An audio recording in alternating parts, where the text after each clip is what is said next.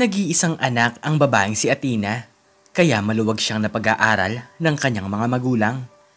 Hindi man sila ganon kayaman ngunit nagsisikap talaga ang mag-asawa para sa kanya. Athena, mag-aral ka ng mabuti para magkaroon ka ng kaalaman sa iyong magiging trabaho. Tandaan mo na kapag may problema ka ay nandito lang kami ng tatay mo, sabi ni Aling Linda. Opo, Nay, mataas po ang aking pangarap. Kapag nakatapos na po ako sa high school, ay mas lalo pa po ako magsisikap. Nakangiting sagot ni Athena. Ngunit isang araw ay muling lumapit sa kanila ang kanyang tiyahin. Nag-iisa itong kapatid ng kanyang ina na kung saan ay walang-wala sa buhay. Muli itong magsasabi kung pwedeng makautang sa kanila ng pera. Ate, wala na kaming makain ng aming pamilya. Baka naman pwedeng makautang ako sa'yo ng 2,000 piso. Malungkot na sabi ni Aling Maricar. Napabuntong hininga na lamang si Aling Linda dahil kahit naman sila ay marami ring kailangang mga bayaran. Pero Maricar, hindi ba't may utang ka pa sa akin? Pinautang nga kita pero hindi ka naman marunong magbayad. Sagot ng babae. Pero hindi pa rin ito natiis ni Aling Linda. Kitang-kita niya kasi ang panlalambot ng kanyang kapatid dahil naubos na nito ang lahat ng kanyang pera. Mayroon kasi silang malaking lupain na ipinamana sa kanila ng kanilang namayapang ina. Matagal nang ipinagbenta ni Aling Maricar ang kanyang mga pag-aari at naglaho ito ng parang bula matapos gastusin sa kung ano-anong bagay na wala namang kwenta. Nalulong din ito sa sugal kaya noong maubusan ito ng pera ay palagi na lamang umaasa sa kanyang ate. Ate, kung ipagbenta mo na kaya ang iyong lupa, halos 3 ektarya pa yan. Para naman matulungan mo kami, mapagsamantalang sabi ni Maricar. Naku, yan ang hindi ko magagawa. Napagkasunduan namin ng aking asawa na balang araw ay ipapamana namin ito kay Athena. Hindi nga namin sinasabi sa aming anak na may ganito kaming pag-aari. Baka kasi pag nalaman niya ay hindi na siya magsikap, sagot ni Aling Linda. Pagkatapos mapautang ng babae ang kanyang kapatid ay agad itong umalis sa kanyang harapan. Ngunit ang gagawin pala dito ni Maricar ay ipanglalaro lamang sa sugal. Mananalo ako sa sugal, kaya magiging maayos ulit ang aming buhay. Kung sakaling matalo ako, ay hindi naman ako matitiis ni ate. Seryosong sabi ng babae sa kanyang sarili. Ngunit sa muling pagkakataon ay muling naubos ang pera ni Maricar, kaya muli silang tiis sa kanilang buhay. Toyo na naman ang ulam ng pamilya nito nang dahil sa kanyang masamang bisyo. Matagal nang may balak na masama si Maricar sa kanyang ate, pati na rin sa asawa nito. Gustong-gusto niya talaga na mapa sa kanya ang lupa ng kanyang kapatid dahil kung sakaling mangyari ang bagay nito ay biglang magbabago ang kanilang buhay. Isang araw nga ay nakitulog si Maricar sa bahay ni Aling Linda, ngunit dito na pala niya gagawin ang kanyang masamang plano. Habang natutulog ang pamilya ng kanyang ate, ay dahan-dahan siyang naglakad patungo sa garahe. Siniraan niya ang lumang sasakyan ng kanyang kapatid nang sa ganon ay maagang matapos ang buhay nito. Nalaman niya kasi na aalis bukas ang isang pamilya dahil may pupuntahan ang mga ito. Kinabukasan ay maagang gumising ang pamilya ni Aling Linda. Paano ba yan, Maricar? Aalis kami mamaya. Gusto mo bang ihatid ka na namin sa bahay niyo? Tanong ni Aling Linda. Naku, hindi na ate. Magbiyabiyahe na lang ako. May kailangan pa naman akong asikasuhing mga bagay malapit dito sa bahay niyo. Pakunwaring sagot ni Aling Maricar. Masayang-masaya ang babae sa kanyang nagawa. Hindi mawala sa isip niya na sa kaunting araw na lamang ay mayaman na siya. Hindi naman alam ni Athena na may pamana si Ate Linda sa kanya. Sa wakas ay mapapasa akin din ang kanilang mga lupain. Natatawang sabi ni Maricar sa kanyang sarili. Nagmamadali itong umuwi sa kanilang bahay at inaabangan na lamang nito ang magandang balita para sa kanya. Sumakay na rin ng sasakyan si Aling Linda at ang anak nitong si Athena dahil kanina pa silang hinihintay ng kanilang padre de pamilya na kanina pang nakasakay sa kanilang lumang kotse. Nang makalabas na sa kanilang garahe ang sasakyan ay biglang may naalala si Athena. Tay, itigil niyo po muna ang kotse. Nakalimutan ko po pala ang aking telepono. Nagmamadaling sabi ng dalaga. Hindi pa naman sila nakakalayo kaya nilakad na lamang ito ni Athena. Ngunit nang makapasok ang dalaga sa loob ng kanilang bahay ay nakarinig siya ng malakas na pagsabog. Nang silipin niya ito sa labas ay sumabog ang kanilang sasakyan. Agad binawian ng buhay ang kanyang nanay at tatay. Ang naging sanhi daw ng pagsabog ay nang dahil sa kalumaan ng kanilang sasakyan. Halos mawala ng pag-asa si Athena sa kanyang sarili. Sa isang iglap lamang ay bigla ang nagbago ang lahat. Hindi niya akalain na maagang kukunin sa kanya ng Diyos ang kanyang minamahal na mga magulang. Nang mabalitaan ito ni Aling Maricar, ay nagmamadali itong pumunta sa police station. Nagulat na lamang ito sa kanyang nakita dahil buhay ang kanyang pamangkin na si Athena. Athena, ikinakalungkot ko ang nangyari. Hindi ko akalain na mangyayari ito kay ate. Sige, ikaw na muna ang maiwan dito at maya-asikasuhin lamang ako. Malungkot na sabi ni Aling Maricar.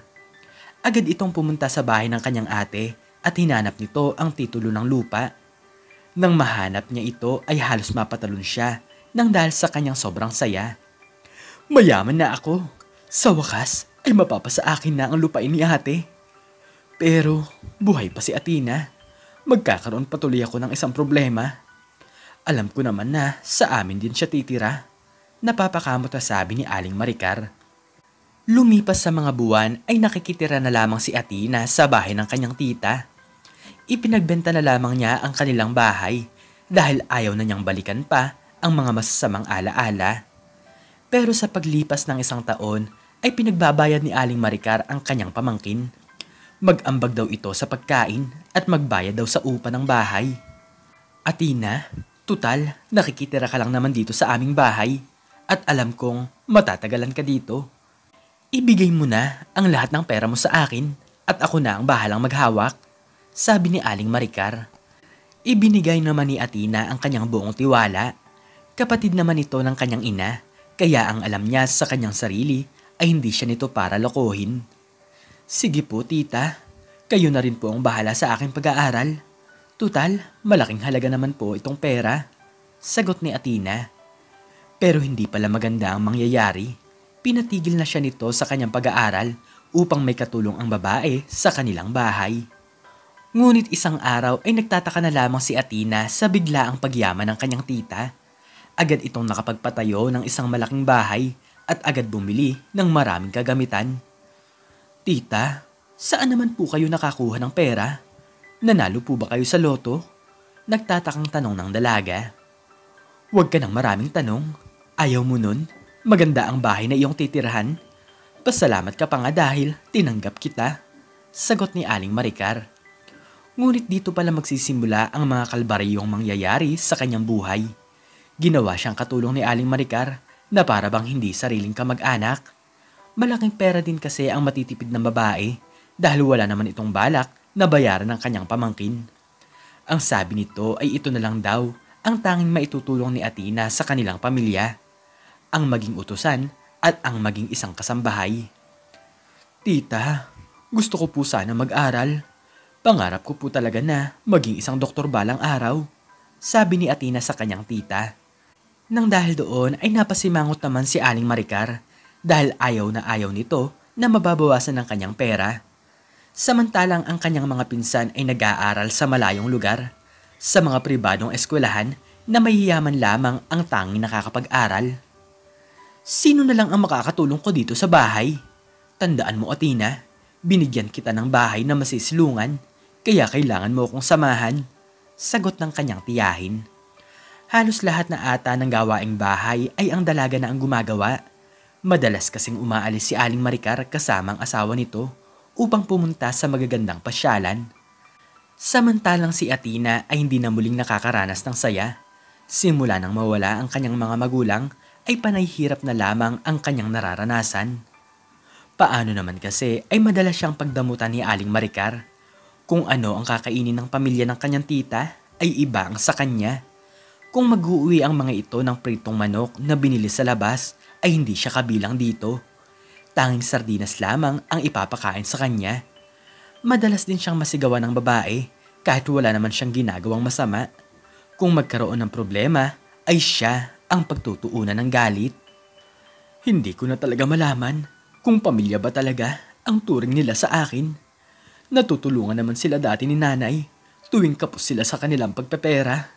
Malungkot na sabi ni Athena sa kanyang sarili. Sa mga sandaling ito ay hindi malaman ng dalaga kung masaya pa ba siya sa bahay ng kanyang tiyahin. Nagpaalam si Aling Maricar na 2 linggo itong mawawala dahil balak nilang mamasyal sa ibang bansa ng kanyang asawa. Nang makaalis ang mga ito ay namasyal din si Athena sa ibang bayan. Gusto niyang makahinga nang sa ganon ay mabawasan ang kalungkutan na kanyang nararamdaman. Habang naglalakad si Athena sa kalsada ay nagulat na lamang siya sa boses ng isang babae. Dati itong matalik na kaibigan ng kanyang ina na kung saan ay kauuwi lamang galing sa ibang bansa. Athena, ikinakalungkot ko ang nangyari. Kumusta na nga pala ang lupa na balak daw ipamana sa iyo ni Linda? Sa totoo lang ay sa akin niya lang sinabi ang tungkol sa bagay na yan. Tanong ng matagal ng kaibigan ng kanyang nanay na si Aling Gracia. Gulat na gulat si Athena sa kanyang narinig dahil wala naman siyang alam tungkol sa bagay na ito. Agad pumasok sa kanyang isipan ang biglaang pagyaman ng kanyang tita at naisip niya na baka may isang bagay na hindi sinasabi ang mga ito sa kanya. Wala po akong alam sa bagay na yan, pero si Tita Maricar, biglaan po siyang nagyaman. Hindi na po ako nag-aaral dahil wala naman po akong pera, sagot ni Athena. Nang dahil doon ay napasimangot si Aling Gracia. Gusto nitong tulungan ang anak ng kanyang kaibigan. Lumapit sila sa abogado at sinagot nito ang lahat ng gastos.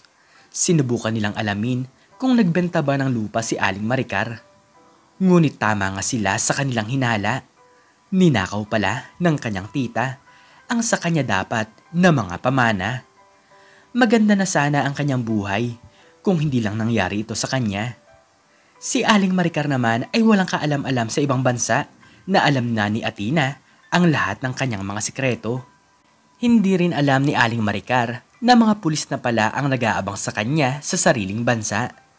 Lumipas ang mga araw nang makauwi si Aling Maricar ay inimbitahan siya ng mga pulis upang magpaliwanag. Kabang-kaba talaga si Aling Maricar, ngunit naging malinaw ang lahat na kay Athena talaga ang lahat ng mga ito. Napunta kay Athena ang lahat ng mga kayamanan, ang lahat ng kagamitan at ipinagawang bahay ng babae. Para bang isang bula na bigla na lamang nawala. Sobra-sobra talaga ang pagmamakaawa ni Aling Maricar. Natanggapin siya ng kanyang pamangkin. Athena, pinatuloy kita at itinuring na parang anak. Pakiusap, huwag mo kaming pababayaan. Umiiyak na sabi ni Aling Maricar.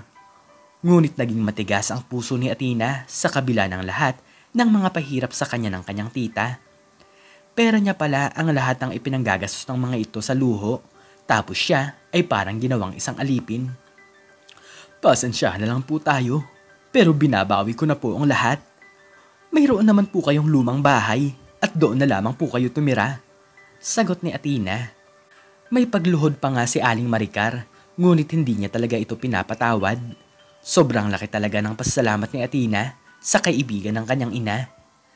Nang imbestigahan ng mga pulis ang CCTV camera, ay nakita pa nila na si Aling Maricar pala ang dahilan kung bakit sumabog ang lumang kotse ng mag-asawa. Pinagdusahan nito ang kanyang kasalanan na parusa na wala ng kalayaan sa kulungan. Simula noon ay nabuhay ng maayos si Athena na ipagpatuloy niya ang kanyang pag-aaral at nang makatapos siya sa kolehiyo ay dito niya nakilala ang lalaking makakasama niya sa kanyang buhay. Nabigyan ng hustisya ang lahat ng masasamang nangyari sa kanila. Nay, Tay, alam kong masaya na po kayo dyan sa langit. Nabigyan na po ng hustisya ang inyong pagkawala, sabi ni Athena sa kanyang sarili. Masagana na buhay si Athena kasama ang kanyang mapapangasawa at hindi nagtagal ay nagtulong ang dalawa. Nagkaroon sila ng isang anak na balang araw ay pamamanahan nila ng lahat ng kanilang mga kayamanan. Huwag tayong maghangad ng mga bagay na hindi sa atin at lalong huwag nating pakialaman ang hindi naman natin pag-aari. Huwag tayong gumawa na masama para lamang makapanlamang sa iba. Tandaan mo na iba sumingil ang karma. Hindi baling mahirap ang buhay basta wala kang ginagawang masama. Mas masarap mabuhay kung gumagawa ka ng mabuti sa iyong kapwa. Ikaw, anong natutunan mo sa istoryang ito? I-comment mo sa baba ang iyong natutunan. At hanggang dito na lamang po nagtatapos ang aking istorya at sana po ay nagustuhan niyo ito. Please like, share, and subscribe and click the notification bell para lagi kang updated sa mga bago kong istorya. Muli ay maraming salamat po at God bless us all.